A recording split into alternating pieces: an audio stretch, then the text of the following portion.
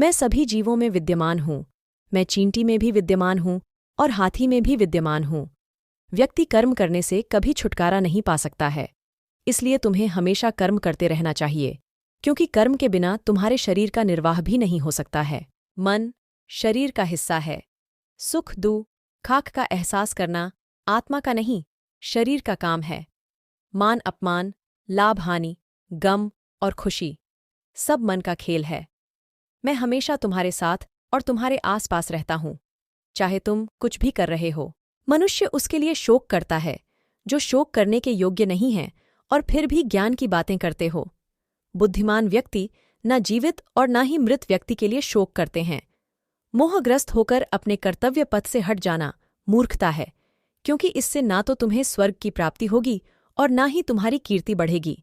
निर्बलता अवश्य ईश्वर देता है, परंतु मर्यादा मनुष्य का मन खुद निर्माण करता है। विषयों का चिंतन करने से विषयों की आसक्ति होती है।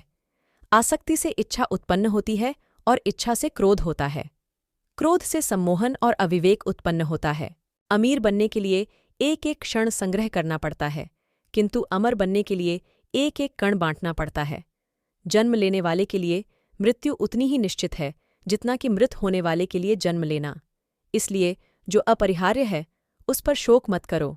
क्रोध से भ्रम पैदा होता है, भ्रम से बुद्धि व्यग्र होती है, और जब बुद्धि व्यग्र होती है तब तर्क नष्ट हो जाता है। जब तर्क नष्ट होता है तब व्यक्ति का पतन हो जाता है। धर्म युद्ध में कोई भी व्यक्ति निष्पक्ष नहीं रह सकता है।